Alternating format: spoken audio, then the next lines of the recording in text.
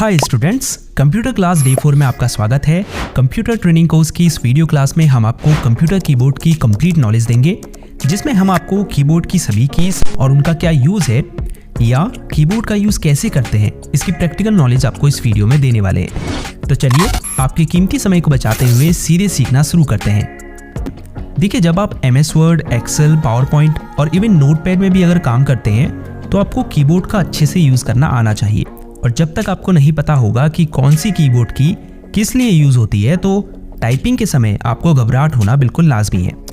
इसीलिए ये इम्पॉर्टेंट है कि आप पहले कीबोर्ड का यूज़ करना सीखें, क्योंकि आगे आने वाली क्लासेस में जब हम आपको फाइल्स या डॉक्यूमेंट क्रिएट, सेव और एडिट करना सिखाएंगे तो वहाँ पर आपको कीबोर्ड का ज़्यादा यूज़ करना पड़ेगा। तो इसीलिए इस वीडियो को बिल्कुल स्किप मत कीजिए और अंत तक ध्यान से देखिए। अगर आप वीडियो को अच्छे से देखेंगे तो मुझे नहीं लगता कि फिर आपको इन फ्यूचर कीबोर्ड यूज करने में कोई दिक्कत होने वाली है। QWERTY लेआउट का कीबोर्ड है। वैसे तो कीबोर्ड कई डिफरेंट लेआउट्स में आते हैं, जैसे QWERTZ एक है, AZERTY एक है, DWORD एक है, ऐसे ही कई और कीबोर्ड लेआउट्स भी हैं। लेकिन इंडिया में मोस्टली आपको QWERTY लेआउट के कीबोर्ड ही मिलेंगे। कैसे पता करेंगे कौन सा कीबोर्ड लेआउट है? तो अगर इसके पहले 6 अल्फ़ाबेट कीज को देखें तो वो कुछ इस तरह से है, QWERTY। तो इन वर्ड्स को अगर मिला दें तो बनेगा QWERTY। ऐसे ही हर कीबोर्ड लेआउट का पता आप कर सकते हैं उसके पहले कुछ अल्फ़ाबेट कीज को देखकर। तो इस कीबोर्ड में सबसे ऊपर ये कुछ एक्स्ट्रा शॉर्टकट कीज़ है। हालांकि हर कीबोर्ड में ये कीज़ हो ज़रूरी नहीं। जैसे इसमें होम में जाने के लिए है, ये मेल ओपन करने के लिए है, ये वीडियो को पॉज और प्ले करने के लिए है। ऐसे ही इस लाइन में अदर कीज़ है।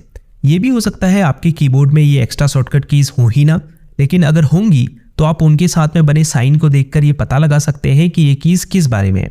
जैसे इसमें स्पीकर और प्लस का साइन है, इसका मतलब ये वॉल्यूम बढ़ाने के लिए यूज़ होता है।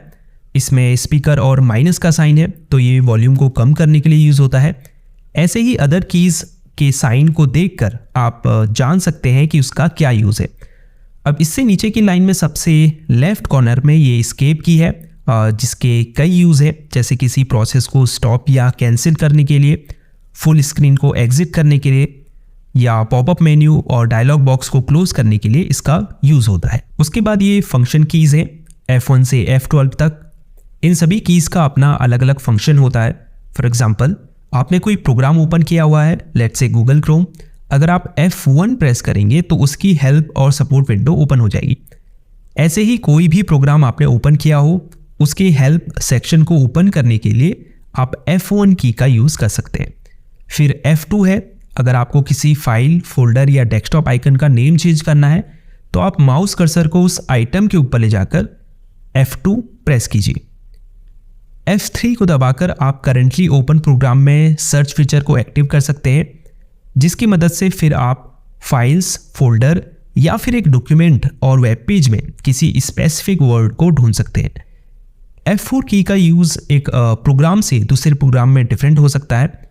फॉर एग्जाम्पल, एक्सेल में F4 की को प्रेस करके आप अपने लास्ट एक्शन को जितनी बार चाहे उतनी बार रिपीट कर सकते हैं।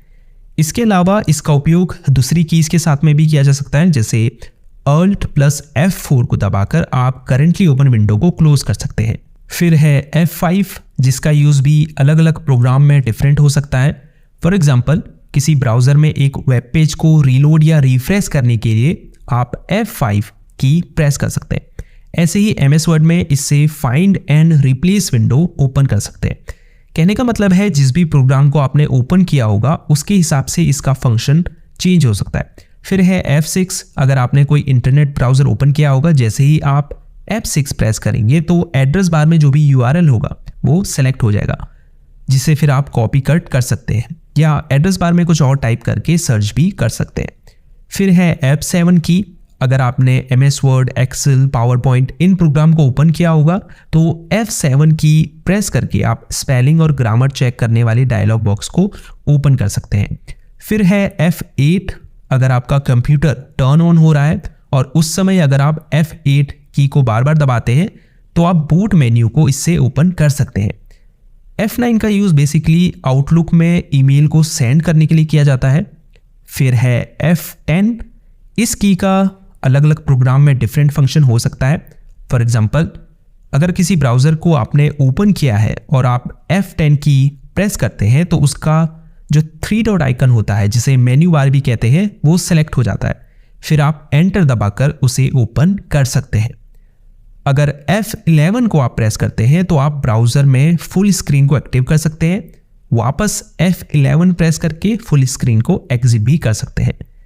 अब लास्ट फंक्शन की F12 है। अगर आपने MS ऑफिस का कोई एप्लीकेशन ओपन किया होगा तो आप जैसे ही F12 की प्रेस करेंगे इससे save as dialog box open होगा, जिससे आप अपने डॉक्यूमेंट को कंप्यूटर में सेव कर पाएंगे।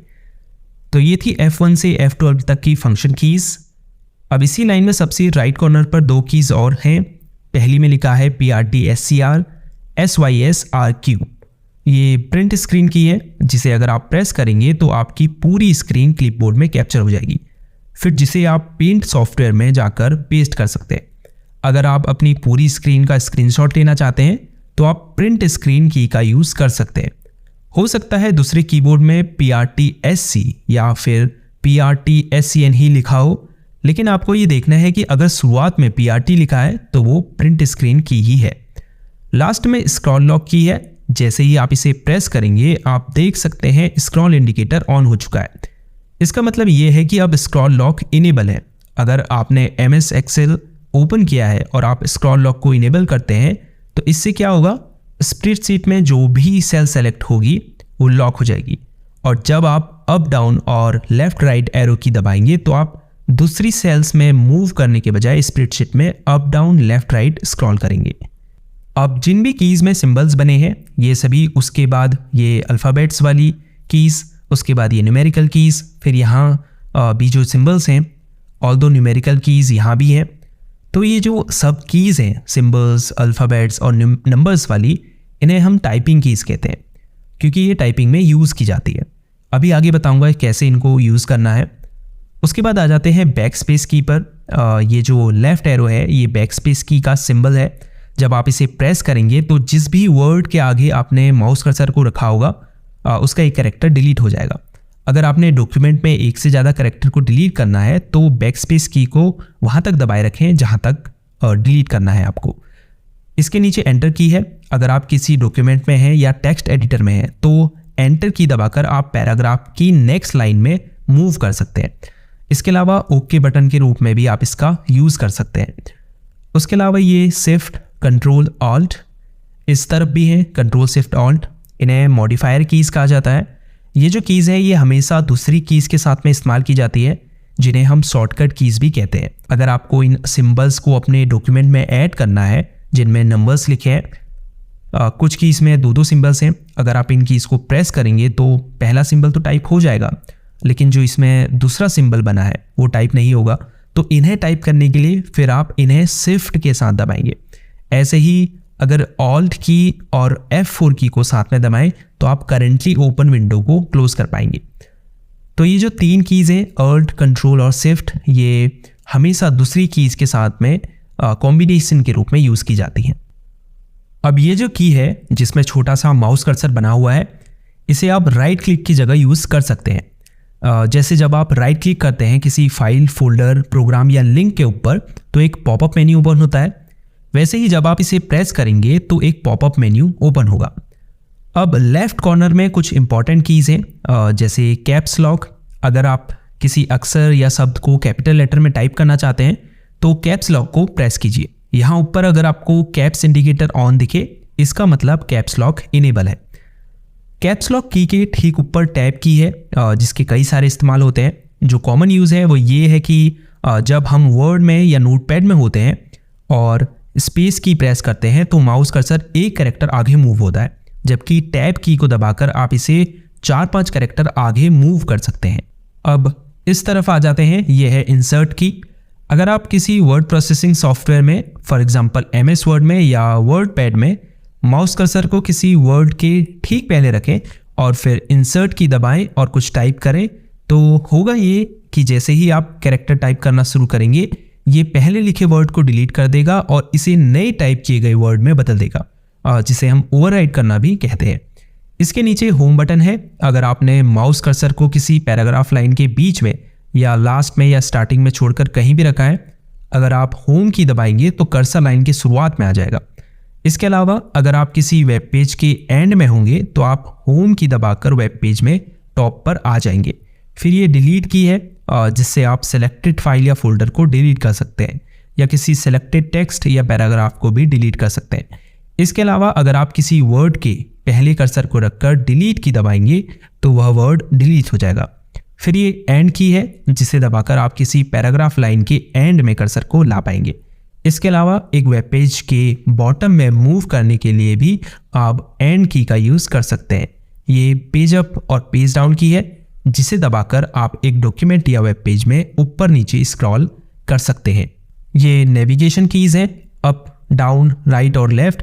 इससे आप पैराग्राफ में ऊपर नीचे दाएं बाएं मूव कर सकते हैं। इसके बाद इधर भी डिलीट और एंटर की है। फिर ये न्यूमेरिकल कीज़ है और फिर ये नंबर लॉक की है। क्योंकि अगर आप देखें तो इन नंबर्स की के दो फंक्शन हैं, जैसे इन पर नंबर भी लिखा है, दूसरा ये नेविगेशन के लिए भी यूज़ होती है। जैसे देख सकते हैं up down left right arrow बने हुए हैं, पेज अप पेज डाउन है, होम और एंड है, मतलब एक ही की के दो फंक्शन हैं। तो अगर आप बिना नम लॉक इनेबल किए इन कीज़ को प्रेस करेंगे तो ये नेविगेशन का काम करेगी, लेकिन अगर आप नम लॉक इनेबल कर देंगे फिर आप नंबर टाइप कर पाएंगे। ये ऊपर नम इंडिकेटर आपको बताएगा कि नम लॉक इनेबल है या डिसेबल है। तो ये थी कंप्यूटर क्लास डे 4 जिसमें आपने कीबोर्ड की सभी कीज़ और उनका यूज़ करना सीखा। जाते जाते वीडियो को लाइक ज़रूर कीजिए क्योंकि इससे हमें पता चलेगा कि आपको यह वीडियो पसंद आई है, और चैनल को सब्सक्राइब भी ज़रूर कीजिए। कोई सवाल या सुझाव हो तो नीचे कमेंट करें, हम उसका रिप्लाई आपको ज़रूर देंगे। तो इस वीडियो में इतना ही। See you in the next video. तब तक के लिए गुड बाय।